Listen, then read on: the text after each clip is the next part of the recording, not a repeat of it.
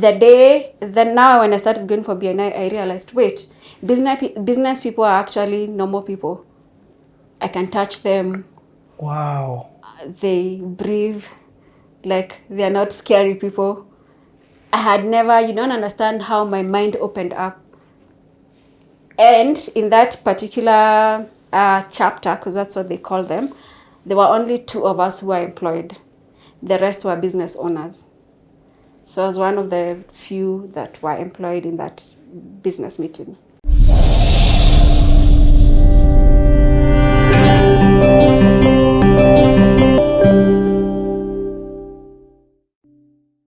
CT with Mary, video 5. We're on a mission to sit down with 100 different leaders from different industries, different ages, different demographics, different races, so that they can share their leadership journey. So for those of us or you who wants that information to better your life, we're making it freely accessible. And today we're with none other than Mary Njoki. I was going to say Mary Wanjiko. Mary Njoki. So you've started, I stopped there because I wanted this particular video to be a video on its own. First of all, the way that you've gotten the job is nice. It's the relationships. Actually, that relationship with that friend is how you ended up in that school. It's how you ended up in even now getting this job through her mom. Yeah. And if you notice, her aunt, sorry. Yeah. And if you notice along this journey, I kept asking you, who's your friends? Who's your friends?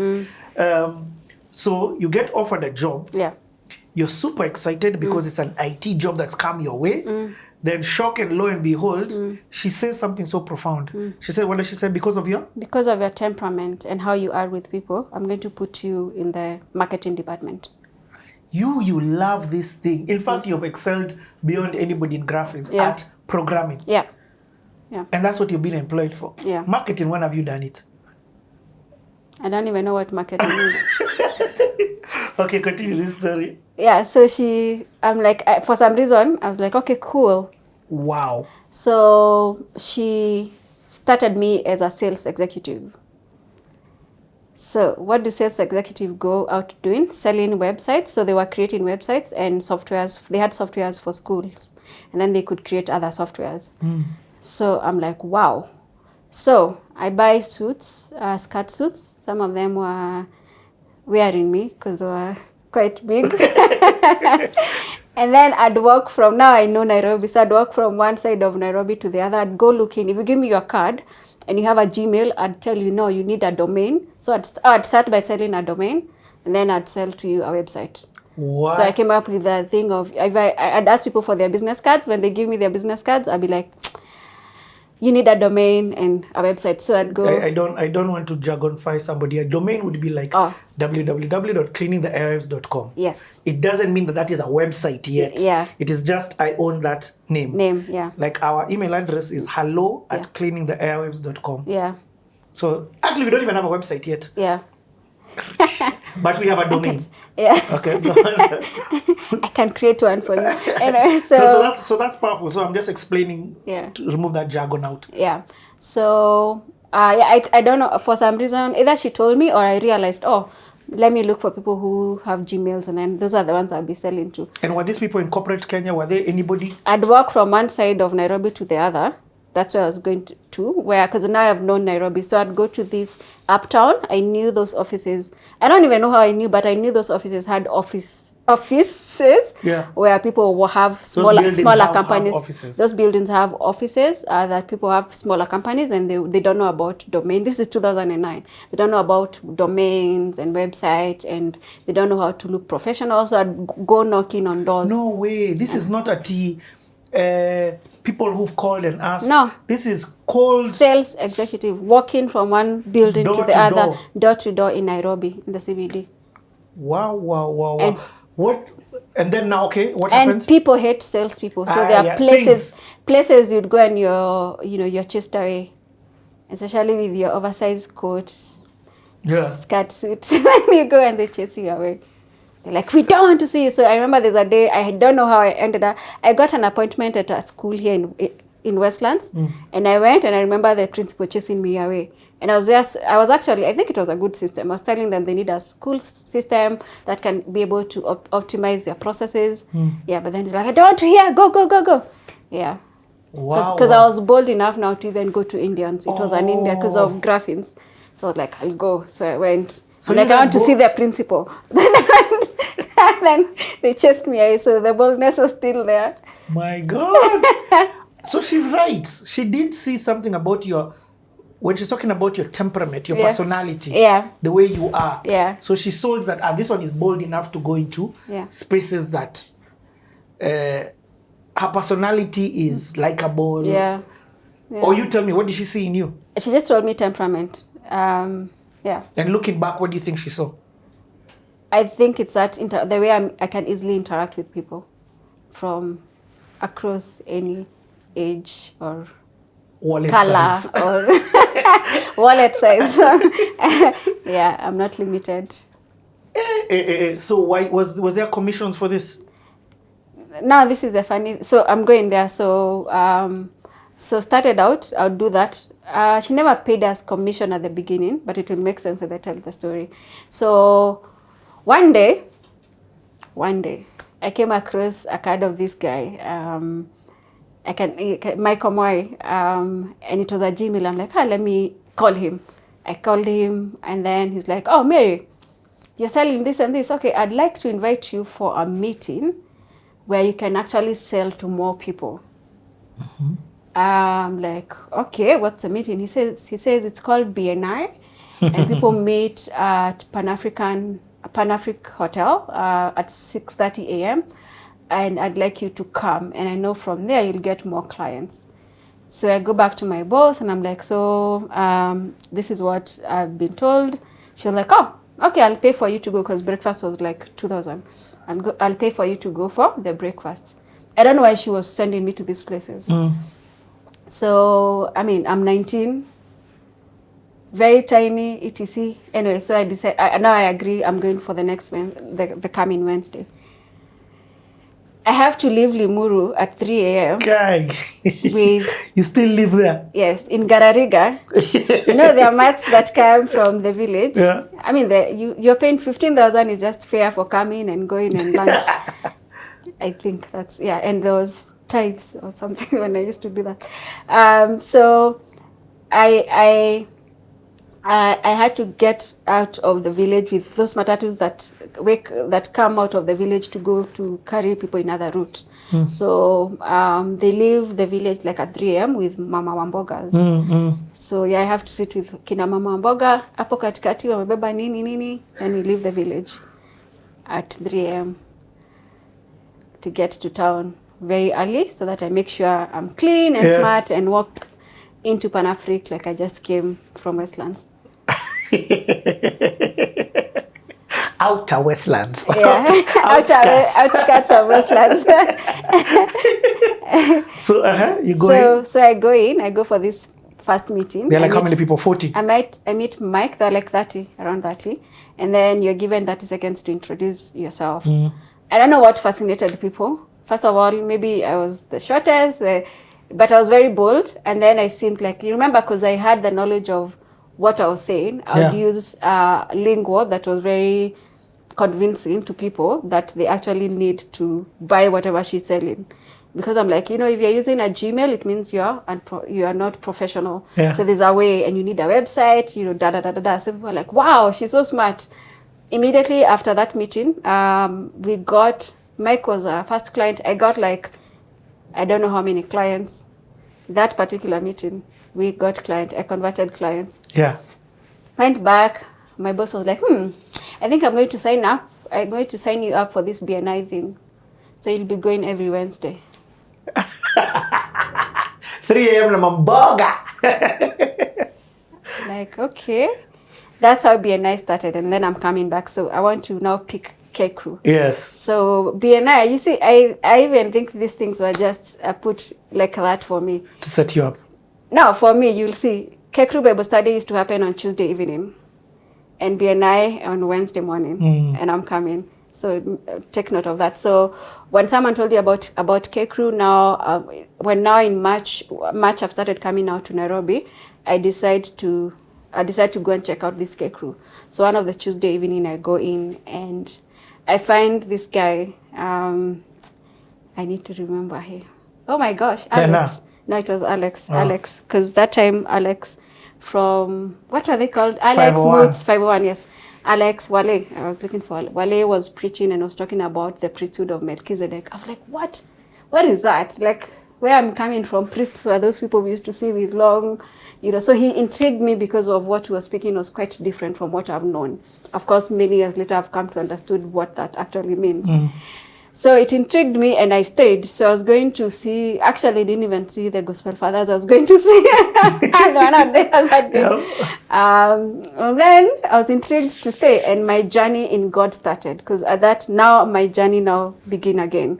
Because at that point I was like, wait, there's something I've been looking for, but it seems I'll find it through this journey, coming to this K crew. So I don't go to church, but I go to this Bible study and then there's BNI Wednesday morning. Yes. So someone who used to stay at campus, there offers me, oh, you can be sleeping at my, and their beds are so small, so we can't even sleep together. So I used to sleep on the floor. So after Kekru Bible study, I'd go sleep on the floor. Then I'd walk to Pan-Afric Hotel for the BNI.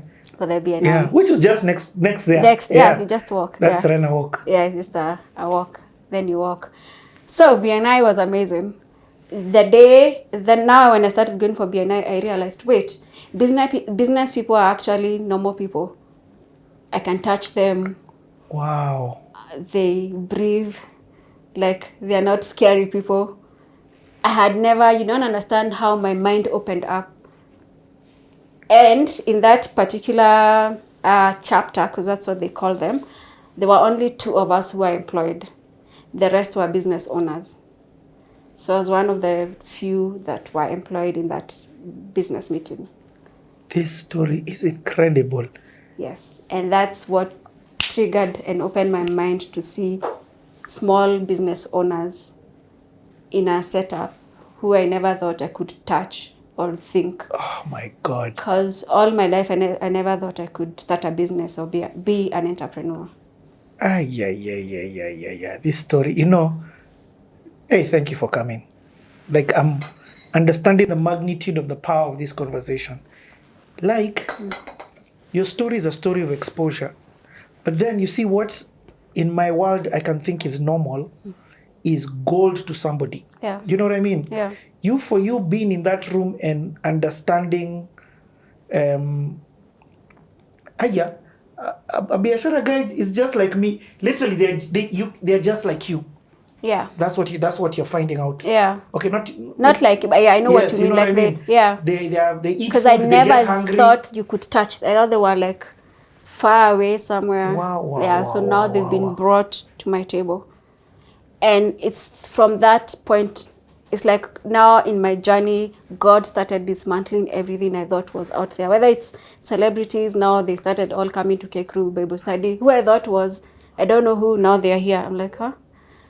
Oh, this is a normal human being. If I thought Kirk Franklin was it, he comes to Kenya, I go to a concert, I'm given a VIP thing, I go sit with him. I'm like, oh, you're normal. Okay, cool. Yeah. Moving on swiftly. I think at some point, because of my love for hip hop, I think, oh, Kinalakre are, the Who. Yeah. Then they come to Kenya, we are picking them at the airport. They're just normal human beings. I'm like, oh, moving on swiftly. So he just the way how it played out was more of dismantling these things in my head that looked like they were impossible. So you've let's stay here a bit. Yes. You've picked up this newspaper. Yes. And you're idolizing these people here. Yes. You're like, these are wamefika. Yeah. These are mini gods. Yeah. Let's call them what they are. Yeah. In my world. Yes. In your world, in my without ignorance. you even knowing you've put them that high on a pedestal. Yeah. Until now you're beginning to see them. Yeah. First and foremost, the exact people who are on those magazines are now coming to K-Crew. Yeah. Just from the gospel side. Yes. Or the ones you're listening to on radio. Yeah, mostly now gospel, because now that time I was idolizing the gospel ones. Yes. Yeah. And I like that you've said that as from a gospel perspective. Yeah. Because still today I get that. Yeah. I get some guys who would see me on CTA Yeah. and they're like, yeah, Yeah. it's him. I'm Yeah. like, but they imagine Yeah. I poop even probably worse than you. Wow. Like, just to put it out there. Yeah. It stinks a good one. But guys wouldn't look at Yeah. people like that. Yeah. So I love the word you've used. God dismantles this perfect Ideologies. word. Yeah. Idol that you had built. Idols, yeah. And also ideologies about people and yeah. Wow, because he knows where it is that you're headed to. Yes, yes. So he has to deal with that. Ooh, Yeah. this is so good. Yeah. And then number 2, do you realize, damn, I'm good at sales? Yes, I was good. I feel like business, BNI helped a bit, because of the networking. And for some reason, I found so much favor. People will be like, oh, you need to meet Mary Njoki, you need to meet Mary Njoki. Actually, it's at BNI I transitioned to my next company. Okay, wait, before you transition. Yes. I have to transition with you. Yes.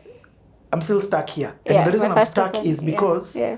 programming, are you like, Yani, that X-Man, may have to go, like, Yani, I wasn't done. I don't know why I got excited with the marketing bit and the fact that when I went to meetings, I understood the back end. People would be more, they would want to listen to me more. So I'd be tell them, we need to do SEO because of the meta tags and, and they'd be like, wow, she seems to know what she's talking about. And I actually understand. It's not like I'm pretending. You're not BSing. Yeah, I'm making up stuff. Yeah, I actually understand how a website works. I understand how softwares work. So it made me a better salesperson. So what you didn't know is that God was also using this thing as just a foundation. Yes. Yeah. So, but then you're so quick to move. Yeah. Like, do you understand before in the previous video, you said you wanted to go to JKUAT. Yeah.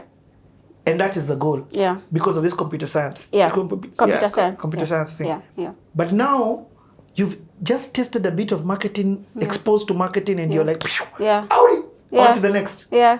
Are you like that in life?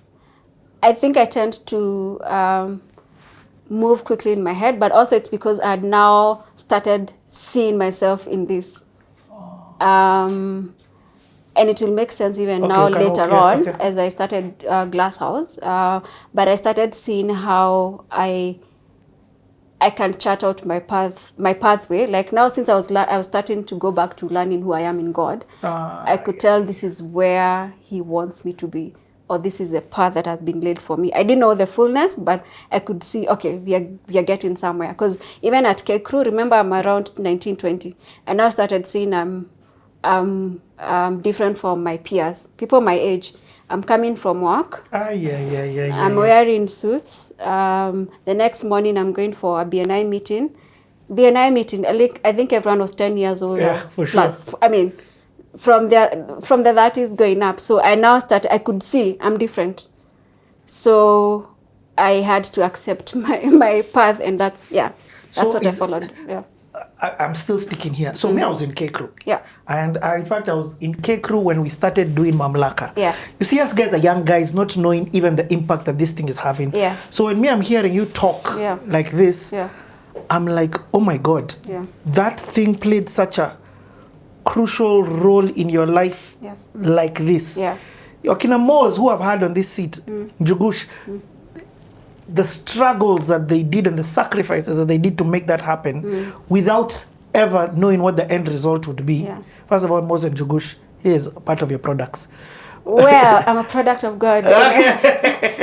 Through Moses and Jugush. But anyway, what are you getting like me? I'm just trying to say that. Yeah.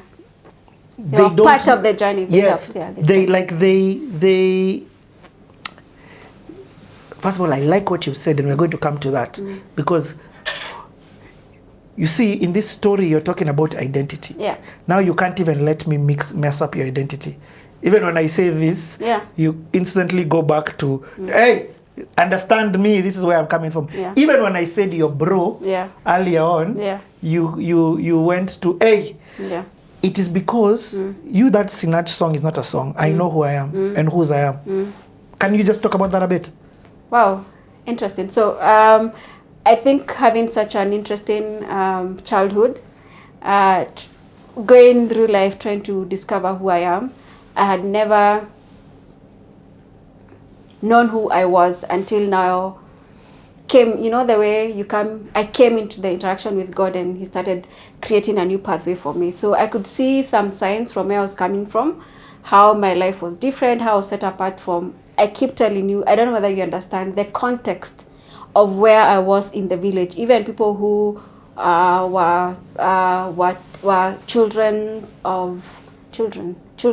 of teachers, they also went through that drama of, you know, you get pregnant at this particular age, you know, you go through this particular way in life. But the context that I was in, I don't know how I got out of it. So I could see signs that God had actually set me apart from the time I was born, even before I was formed in my mother's womb. So I actually now started, what's the word? I started believing on that scripture that says in Jeremiah 1:5 that I knew you before you were formed in your mother's womb, and I called you out and set you apart for, you know, whether it's being a prophet to nations or for whatever calling that was in my life. So at that point, at the age of 19, when now I started looking back, I'm like, oh, there are signs that are being different. And in all this my life, if you looked at me, even now in Graffins, I used to hang out with the kids who are like have money. You actually, people thought I was, if you don't know where I'm coming from, people would think that I have money or I'm doing well, etc. And that's how even God covered me in all these scenarios, but also hid me. I was really hidden, that was never exposed to certain things. Yeah. But yet, most of the time I'd be in the center of darkness, but then he would not allow it to Engulf you. engulf me. Or to zimmer your light. Yes. So which, in case you're not from... So, one of the identity I can talk about is being a light unto many nations, which we'll discuss as we go.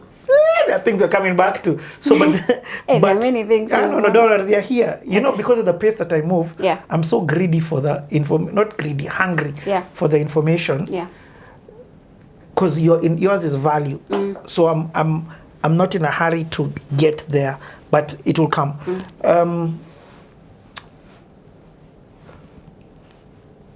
The thing about being set apart is it's a very difficult, lonely. You can throw the word independent, but independent comes with elements of alone, and you know what I mean. So this I knew you before I set you apart. It sounds nice, but when you read even the Bible and the people who are set apart, David, is all his bros are all, we don't even know who is the seventh bro, because he's in the flow of things. This guy is struggling here, he's fighting bears and things like that. Moses is kicked out. This set apart thing is a very difficult path to go. And I think I'm just asking that to say, how didn't it break you?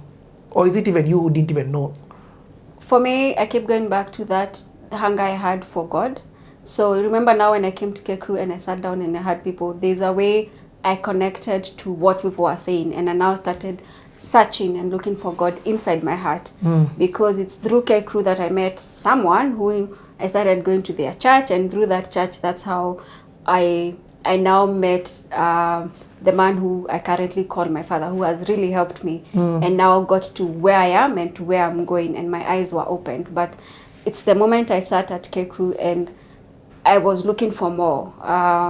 Of course, at that, if you allow me, at that time, there was this context, and which is quite interesting, where because of the age that people were, the thing that people were praying for was to get married, to get a husband. And I think I was also caught up in that thing, which is, it's a topic for another day, but today! It's for today! It's for today. And I mean, there's a way my mind was until now. Later in life, you're like, I mean, what was that? Why is it that religion puts you in a box where you spend 10 days or 50 days praying for a spouse, as if... Did you pray to start breathing? Like as if you are supposed to go through that path, God would make it the way he wants. So there's a way... It's already a crazy, different mindset. Yeah, so there's a way I found in K Crew, there's a bit of a bit of time where I spent a lot of time on that. Be like, okay, so I had someone share their story that they went to Catalonia for 3 days and then they came back and God told them this and this. So I'm going to Catalonia. I go to Catalonia for 3 days. I come back very sick. You know, it's dusty. It's dusty. It's you know, you sleep on the mattress. You know, all these things. You come back and you're like, sorry. Who am I supposed to get married to? So the religion was really reduced. Mostly women, to only go to God looking for that. Yet there's so much that we can look into God, which is unseen. Okay. Yeah. And I'd love to see how you got there. But yes. Let's continue then with this story at this time. There's yes. the BNI. Yeah. Actually, first and foremost, one last thing about this K Crew thing. Yeah. Is this the moment you accept that you're different? You own it as part of your identity? The K Crew? That, yeah. Yes. But I'm still struggling because even in K Crew, people are making fun of me. Mary from the village. For real? Yes. Or humans are humans. But I'm struggling, but I'm feeling like, oh, this is amazing. Like, we are looking for God. Because that would excite me. That would excite me. I'm like, wow, we are here, we are together. I would go for K Crew on Tuesday, and then on Friday evenings, we'll be praying at Central Park. We'd actually go and pray for artists in the country, the music industry, the gospel music industry, every Friday between 5 to 7 p.m. And many people don't know about that, but a few, it will be like 15 or 20 of us. Yeah. Jugush would come once in a while. Yeah. So we went and said, we are K Crew prayer team. And then we'd meet under a tree somewhere at Central Park, and then we'd pray. For context, you know, people know Kubamba, they see Kubamba vans, they see Kubamba on TV stations. This is early days. Yeah. This is 2009. Yeah. They didn't even have a TV show or anything. Yeah, maybe at that, yes. They are just, I think it's after 1 year they got to MTV crossover. Oh, yo. Yeah. This is early days. Even the gospel industry, as you know. Yeah, we didn't have shows on. Yep. They didn't have shows on TVs. Yeah. Okay, so continue with me with this 2009 journey. So 2009, I'm very excited about K Crew and my work. Then 2010 comes. I'm making a good 15 Gs. Yeah. Oh, she promoted me, added 5K, I was 20K, and she called me a business executive. No commissions? No commissions. That's a good question. I didn't even know you were supposed. How would I have known people get commissions? I have no idea. I was just excited about working. And I'm meeting all these people in BNI, all these small businesses, relationships, which were quite interesting later on. And then 2010, this guy approaches me. He was running an IT firm. He was into hardware and networking solutions. So he approaches me and he's like, Mary, can you work for me? I was like, okay, cool.